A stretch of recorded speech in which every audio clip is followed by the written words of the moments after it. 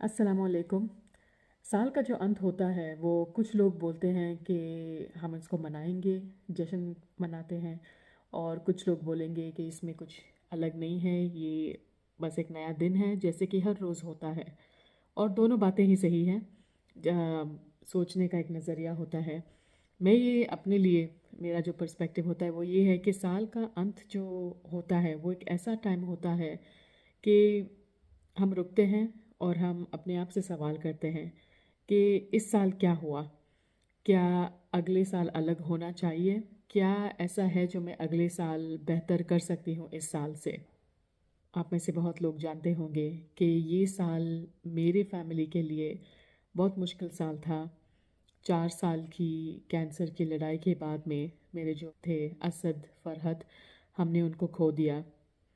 और वैसे बातें बहुत हैं करने के लिए। ये 4 सालों में एक्सपीरियंस क्या रहा, क्या सीखा क्या नहीं सीखा, लेकिन वो किसी और टाइम पे डिस्कस करेंगे। आज मुझे एक बात याद आ रही थी जो मैं आप सबसे शेयर करना चाहती हूँ कि जो सीख होती है बहुत सारी हैं, लेकिन उनमें एक मेन चीज़ जो मैं हमेशा याद रखती हूँ वो ये है, डर लगना और डर के आधार पे फैसले लेना। ये दो बहुत अलग चीज़ें होती हैं। मैं अब अभी आपको थोड़े से फ़ोटोज़ भी बताऊंगी मेरे अलग अलग जो भी ये साल में ट्रैवल किया है, तो और बात कंटिन्यू करते हैं। बीमारी और इलाज के दौरान डर लगना बहुत नॉर्मल बात होती है। बहुत सारे लोग हैं जो सिर्फ नॉर्मल इंजेक्शन देकर भी उनको डर लगता है।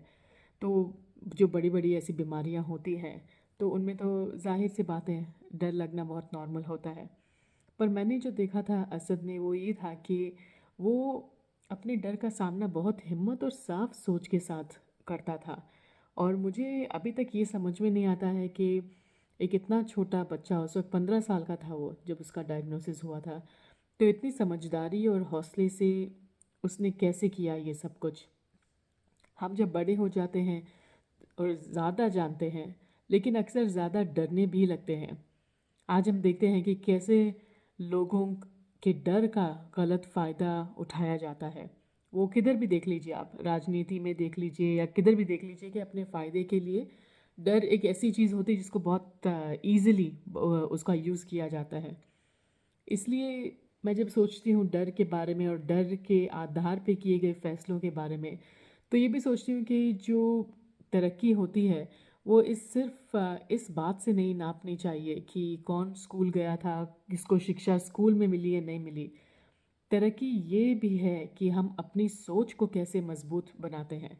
और ये मैं हमेशा आपसे माइंडसेट के बारे में और सोच के बारे में हमेशा यही बोलती रहती हूँ कि हमको लगता है कि हम स्कूल जाकर जो पढ़ लेते हैं उसके बाद में लाइफ में हम बहुत ज़्यादा तरक्की करते हैं। लेकिन स्कूल में पढ़ने के बाद भी अगर हम अपने आप को मानसिक तरीके से मजबूत नहीं बनाते हैं तो वो एजुकेशन भी आपकी उतनी मदद नहीं करती है। हमारे बुज़ुर्गों ने जो बातें हमको सिखाई है वो भी जीवन की असली पढ़ाई होती है। और वो किताबों में मिले या ना मिले, लेकिन वो लाइफ में बहुत ज़रूरी होती है।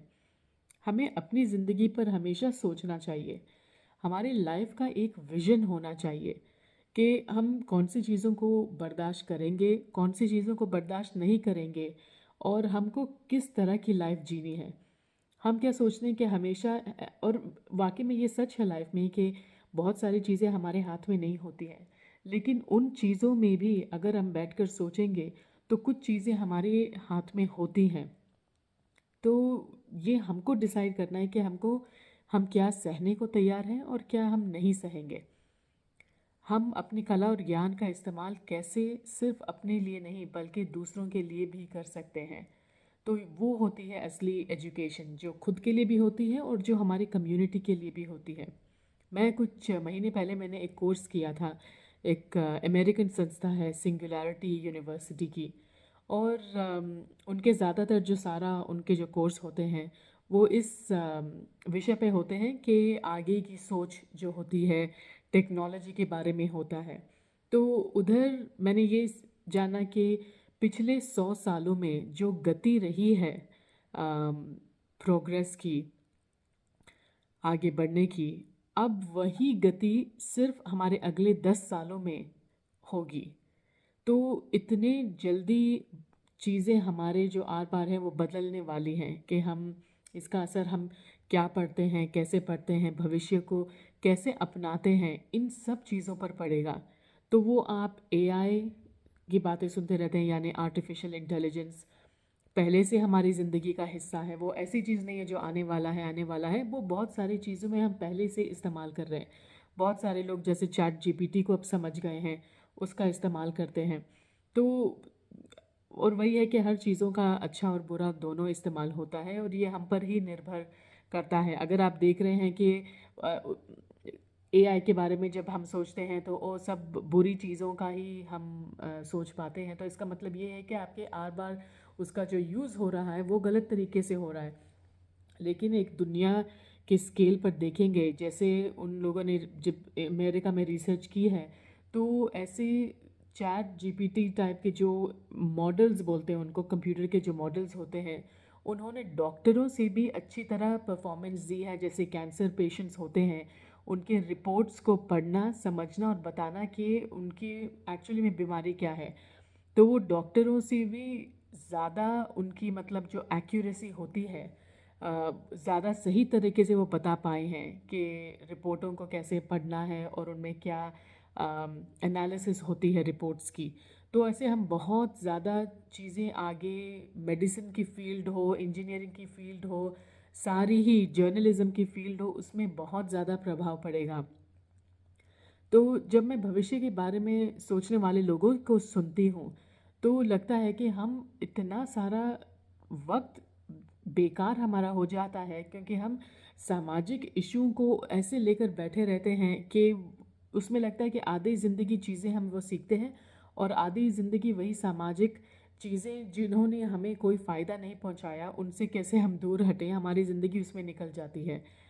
ये लड़ना झगड़ना, बेकार की बातों में उलझना, ये सब। और जब मैं वैसे लोगों को देखती हूँ जो जैसे वो फ्लाइट्स कर रहे हैं कि चांद पे, जैसे नॉर्मल हम प्लेन लेकर तो एक देश से दूसरे देश में जाते हैं, लेकिन ऐसे लोग हैं जो वैसे नॉर्मल फ़्लाइट्स करना चाहते हैं चांद पे पहुंचने के लिए। और बहुत सारी चीज़ें, बहुत सारे नई नई चीज़ें आविष्कार जो करते हैं, उसके लिए सोच जो होता है वो एक अलग लेवल का ही होता है। वो फिर हम इन ये सामाजिक इशू में फंस कर, उलझ कर, हम वही लेवल की थिंकिंग नहीं ला पाते हैं।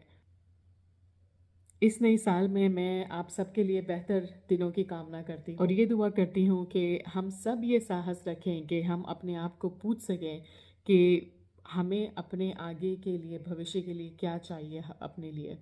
मेरी और डीएचवी फाउंडेशन की तरफ से आप सबको नए साल की बहुत बहुत शुभकामनाएं।